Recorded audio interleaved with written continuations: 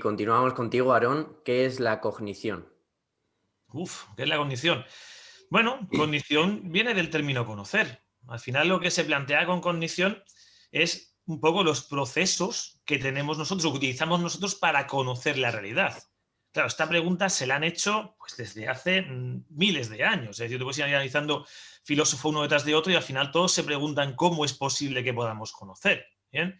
La cognición serían esos procesos que están detrás de nuestra forma de intentar conocer el mundo. De esos procesos tenemos una serie de limitaciones, en el caso de la neuropsicología, bastante claras, pero que al final no podemos separar realmente en el momento real. Me pasa igual como cuando habláis de la conducta muchas veces como un continuo del cual sacamos un pequeño segmento que lo vamos a analizar. Porque, como ha dicho Edu, el organismo se está comportando continuamente. Entonces tiene que hacer un segmento y estudiarlo. Con la cognición entendida de esa manera pasa exactamente lo mismo. En todo momento estamos interactuando con el entorno, poniendo en marcha esos procesos cognitivos de memoria, atención, lenguaje, y para poder entenderlos en un paciente X o en una persona X hay que segmentar y analizar lo que está pasando en ese momento.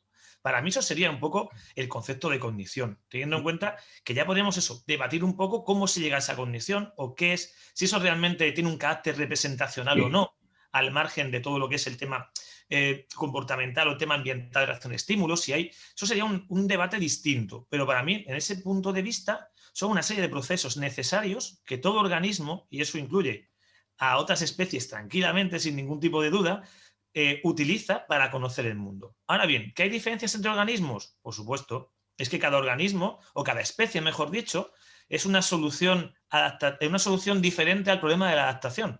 Cada especie al final es una forma de adaptarse al entorno, que ha encontrado unas soluciones que han sido más adecuadas, pues eso, al entorno en el que se encontraba, a sus características previas. Y claro, eso da lugar a que haya diferencias en cuanto a los procesos o cómo funcionan esos procesos. No hasta el punto de separar al hombre en una cumbre y dejar a los demás abajo, evidentemente. Pero creo que más o menos por ahí va la línea de lo que sería la cognición para mí. ¿Edu? Pues yo, de nuevo, no lo tengo muy claro. Yo es uno de esos tantos términos que creo que engloba tantísimas cosas que no tengo tan claro lo que son, ¿no? Yo todavía no he terminado de entender qué es lo que hace que un proceso sea cognitivo en el sentido de que no sea comportamental. ¿Me explico? Porque si llegamos a la conclusión de que, vamos a poner por ejemplo, que con independencia de cómo definamos la cognición, entendemos que relativos a ella son unas cuantas cosas, como podría ser percepción, atención, memoria, etcétera, ¿no? Y desglosamos ahí unas cuantas y decimos que eso forma parte de la cognición. Vale, estupendo. ¿Qué es lo que convierte a todo eso en cognición? Y sobre todo, ¿qué es lo que nos hace considerar lo que es algo diferente del comportamiento tal y como yo lo he definido? Es decir, como cosas que hacemos. Es decir, ¿qué tiene en particular eso de otras de las muchas cosas que hacemos a los que no se le llaman cogniciones?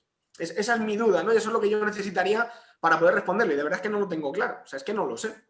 Por porque supuesto. lo que ha definido ahora Aarón yo lo entiendo, pero no termina de responderme a esa pregunta, ¿no? Es decir, ¿por qué consideramos que la memoria, por ejemplo, es un proceso cognitivo que es diferente del comportamiento? Ese es mi punto. Yo no tengo ningún problema con llamarlo proceso cognitivo, pero entiendo que quien desde la psicología cognitiva insiste en esa diferenciación es porque en cierto modo considera que son cosas diferentes, ¿no? De hecho, yo lo he escuchado por parte de muchos psicólogos cognitivos que entienden lo que decimos desde un punto de vista conductista en cuanto a que cualquier cosa que hace un organismo es conducta, pero ellos siguen considerando que no, que hay algunas cosas de las que hacemos que no se pueden considerar conducta. Entonces ahí es donde yo me he perdido un poco y por tanto no soy capaz de responder a lo que es la cognición.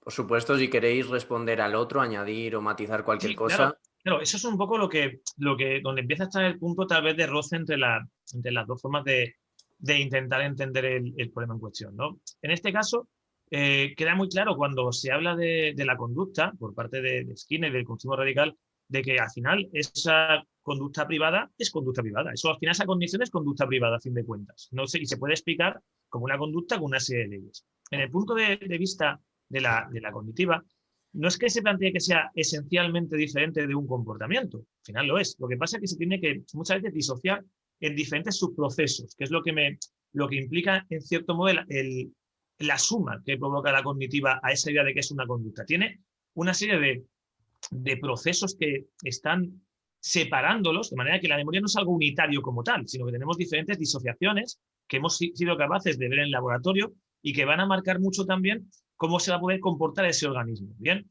si bien es una conducta, a veces a mí me falta una caracterización un poquito más profunda desde el conductismo de esa conducta privada y tal vez más aplicable. No digo que no se esté teniendo en cuenta o que no se esté utilizando, pero tal vez no hay una operativización tan clara de esos diferentes subprocesos que están debajo de la memoria, que están debajo del lenguaje, que están debajo de otras funciones que, como digo, no es que sean esencialmente distintas, sino simplemente que para mí están caracterizadas de una forma mucho más disociable, mucho más entendida como mecanismos que luego pueden fallar uno sí u otro no en el comportamiento, o en este caso en cómo una persona puede comportarse.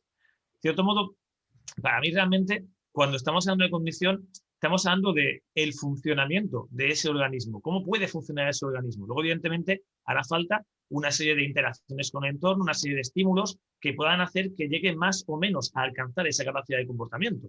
Es como, voy a hacer un limitador, pero en cierto modo es como la forma que tendría.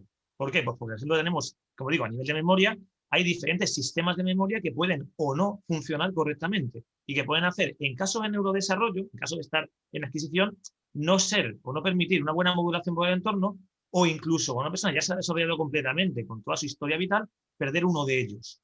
Eso te va a modificar mucho todo el comportamiento. Por eso lo veo de esa manera. Evidentemente, lo complicado siempre es decir, esos sistemas cognitivos, esas cajitas cognitivas, ¿dónde están? ¿Tú las vas a relacionar directamente con el cerebro? ¿Es un producto directamente del cerebro? Y tú dices, sí, no. Es un producto que está, como tiene una base, una causa necesaria, que es el cerebro, es decir, tiene que haber un cerebro para ello, pero que no va a aparecer de la nada si no hay una interacción con el entorno. Creo que en la cognitiva intentamos entrar un poco a entender esos procesos o esas conductas privadas de manera experimental también e intentando disociarlas bien para ver cómo influyen en el comportamiento. Es un poco eso lo que veo que añade un poquito más, ¿vale? Porque evidentemente no voy a decir yo que el conductismo tenga en cuenta las conductas privadas, pero es verdad que algunos procesos se podrían caracterizar un poco mejor cuando los vamos analizando en un ámbito clínico. En un ámbito clínico, sobre todo ahí sí lo veo mucho más, que es donde me muevo. Sí, a ver, ahora ya sí que creo que entiendo por dónde vas. Y te agradezco un montón, la verdad, porque en mi experiencia no es habitual que me lo expliquen así de claro, ¿no? Y se agradece un montón. Yo creo que en buena medida cosas de las que has dicho, desde un punto de vista conductista, se podrían seguramente entender desde el punto de vista de la formación de clases de estímulos, muy especialmente de la formación de clases de respuestas funcionales, ¿no? Es decir, al final estamos hablando de entre las muchas cosas que hacemos, una pequeñita parte de lo que hacemos que asumimos que es clave en otras cosas que hacemos, ¿no? Básicamente es así. Es decir, para el hecho de que podamos llegar a desempeñar según qué tipo de comportamiento, a veces podemos entender que es necesario un paso previo en cuanto a otras cosas que hemos tenido que hacer antes, ¿no? Que vosotros podéis entender como procesos cognitivos. Vale, yo puedo entenderlo perfectamente como conducta, ¿no? Porque finalmente, si defino la conducta como aquello que hacemos, percibir es hacer algo, ¿no? Es hacer algo y hay una parte, entre comillas, que esto hay que matizarlo muy bien, pero hay una parte activa por parte del organismo cuando percibimos y hay una parte más pasiva, ¿no? En cuanto a recibir sencillamente estimulación del entorno. Sí, es que ahí están pasando un montón de cosas.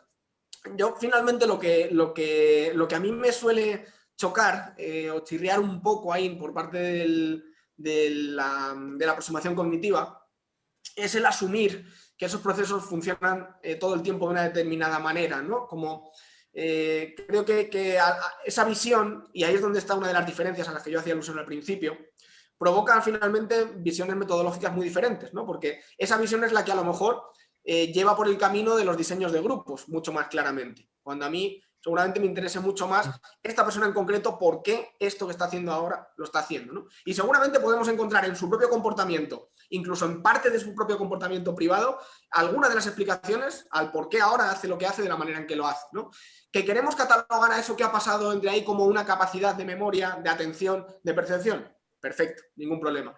¿Que queremos darle un papel causal? Bueno, entonces habrá que operativizar muy bien los constructos que se están utilizando, ¿no? Y el problema al final ahí, cuando se hacen críticas normalmente, suele ser ya no por otorgar papel causal, sino por a qué se le otorga papel causal concretamente. Y no es lo mismo decir así a grandes rasgos, la cognición o la mente tiene un papel causal sobre la conducta, eso es tan amplio, ¿no? Y tan vago que ni se puede apoyar ni se puede refutar. Es decir, pues vale, es una afirmación más.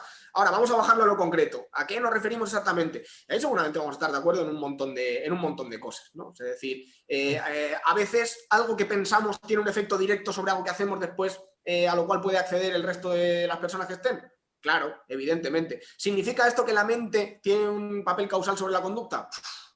Pues que ahí te metes en un montón de historias, ¿no? La cuestión para mí ¿es necesario decir eso para entender lo que está pasando? Es decir, para mí esa es la cuestión, ¿no? Desde un punto de vista conductista. Yo no necesito acudir a eso, no porque considere que no pueda pasar en su operativización, no sé si me explico, ¿no? Sino que hasta qué punto es necesario recurrir a esa terminología que me aleja de lo concreto, que me lleva totalmente a lo ambiguo y a lo abstracto, ¿no? Entonces ahí es donde muchas veces se suele poner el foco y donde no sé, el debate no siempre sigue un buen cauce, a veces porque tiene lugar en Twitter, ¿no? Y ahí sabemos que es muy complicado. Fíjate, si es complicado hacerlo aquí, aunque nos tiremos horas, pues imagínate a base de tweets, es imposible. Con esto, ¿qué quiero decir? Para mí hay dos cosas fundamentales. Uno, la aproximación filosófica que sea, en este caso conductismo, cognitivismo, tiene que servir principalmente para generar ciencia de calidad. Punto. ¿El conductismo lo ha conseguido? Sí. ¿El cognitivismo lo está consiguiendo? También. Ya está. Después tenemos que tener muy claro que la forma como llamamos a las cosas, del mismo modo, tiene que ser útil en ese sentido. Tiene que dar pie a que podamos explorar ese aspecto de la realidad. Entonces, muchas veces nos enrocamos en qué es cognición, en qué es conducta, en qué es mente. Está muy bien, ¿no? Esas grandes preguntas, pero no las vamos a resolver nunca, a no ser que digamos, es esto, y como considero que es esto, por ejemplo, conducta es todo lo que hacemos, voy a ver hasta qué punto, bajo esta premisa, puedo generar investigación. Ahora bien, ¿puedo entender la conducta o puedo estudiar la conducta perceptiva, por así decirlo, desde un punto de vista conductista? Sí, puedo hacerlo. ¿Puedo estudiarlo desde un punto de vista conductista cuando atendemos, cuando pensamos? Puedo hacerlo. ¿Hay problemas metodológicos? Claro, y los va a haber siempre, ¿no? Yo no sé lo que me habéis preguntado, pero básicamente claro, la cuestión es que en un mismo abordaje experimental de un mismo fenómeno, yo creo que lo importante siempre es bajar a lo concreto, ¿no? Y operativizar. Y yo creo que cuando operativizamos, porque al final un psicólogo cognitivo tiene que hacerlo, es que tiene que operativizar, es que no le queda otra. Y ahí es donde siempre vamos a estar de acuerdo.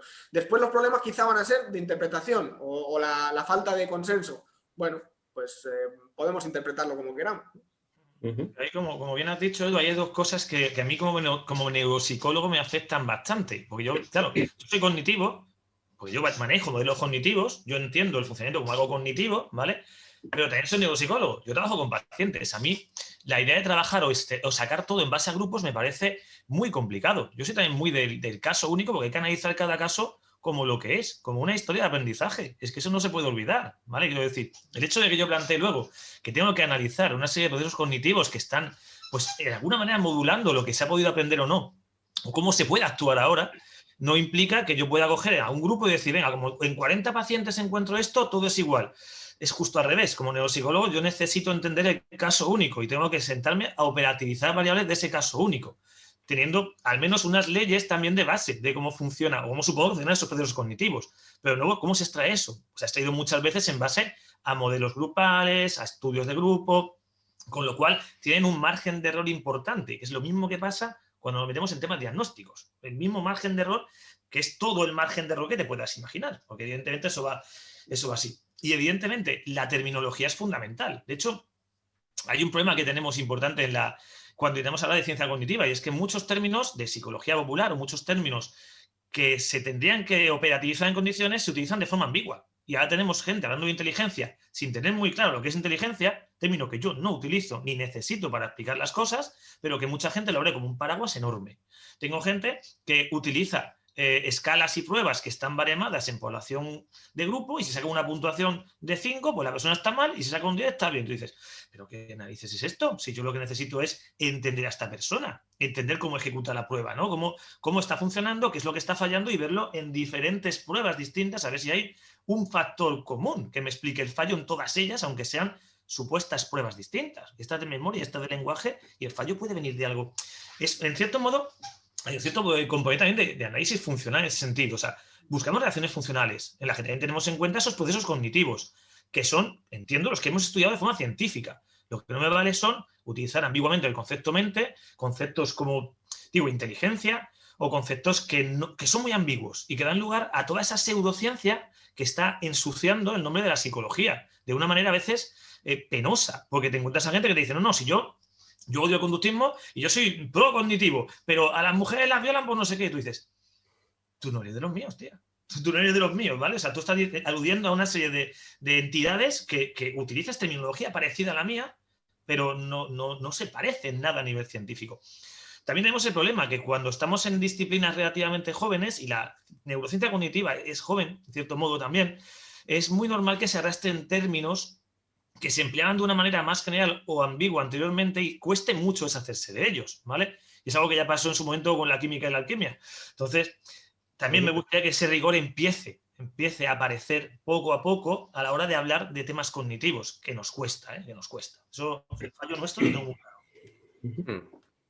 Y finalmente ese era uno de los objetivos iniciales del conductismo, ¿no? El decir, ya que vamos a empezar a estudiar cosas que no se han estudiado de forma científica, de forma explícita hasta ahora, vamos a hacerlo aplicando el mismo rigor, tanto filosófico como metodológico, que aplican otros científicos a sus respectivos objetos de estudio, ¿no? Entonces, a mí me alegra que a día de hoy eso vaya quedando claro y cada vez más claro entre conductistas y cognitivos, ¿no? Porque creo que finalmente, durante muchos años de variación y selección, lo que está quedando seleccionado es que está quedando seleccionado por algo. Y yo creo que lo importante es entender muchos de esos paralelismos que hay o incluso semejanzas que podemos encontrar entre el conductismo y el cognitivismo, que las hay, y cada vez hay más propuestas en ese sentido.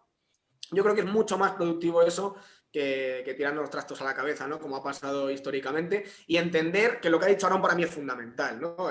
Ya nos pegaremos más adelante si hace falta, pero ahora tenemos problemas comunes con los que lidiar que yo creo que son más urgentes, y él ha señalado uno muy claro, ¿no? El cómo la pseudociencia intenta, pues, ganar terreno o no perderlo según se mire, y muchas veces hacerlo en nombre del cognitivismo particularmente, ¿no? Porque yo creo que ahí hay mucho del lenguaje específico que se utiliza en cognitivismo, ¿no? Que da más pie, no porque sea lenguaje pseudocientífico, sino porque, como decía, muchas veces se utiliza un lenguaje que es mucho más familiar para el ego en la materia, ¿no? El cognitivismo muchas veces se va a lo contrario, que casi siempre nos acusan, ¿no? de utilizar un lenguaje excesivamente técnico, que si no se habla nuestro idioma no nos podemos entender. Bueno, pues sí, ¿no? Pero es verdad, eso tiene todo el sentido, porque digo, la cognitiva está más expuesta a la pseudociencia precisamente por eso, por la ambigüedad que hay en muchos de los términos. Y a lo mejor me van a caer palos por lo que voy a decir, pero es verdad que a lo mejor a la cognitiva le falta un Skinner, que le dé un poquito de forma a algunos puntos. Es posible que falte alguien que le dé una... Pues yo siempre me quejo de lo mismo. Yo tengo muy claro por qué soy cognitivo, tengo muy claro por cómo aplico la ciencia cognitiva en la neuropsicología como herramienta, esa evaluación neuropsicológica, pero me cuesta encontrar un compendio que diga, esta es mi filosofía, esta es mi... Hay demasiadas cosas de por medio y creo que falta un Skinner o dos que le den una poca de forma a esa filosofía de base, porque la hay. Pero parece que así que cada neuropsicólogo o casi cada cognitivo tiene algún punto diferente de filosofía. Y en el cambio del conductismo, sobre todo en la vertiente radical, la vuestra, se ve una clara unidad de lo que sí es y lo que no es. Y eso yo lo he hecho en falta a veces. Que no le resta ápice a lo que yo hago como trabajo y muchos compañeros míos. Pero sí que esa unidad, parece que hemos empezado al revés, desde lo aplicado a tener que montar ahora la casa. Y dices tú, coño, tenía que estar montada antes, ¿sabes? Pero bueno, sé cómo se dan los tiempos.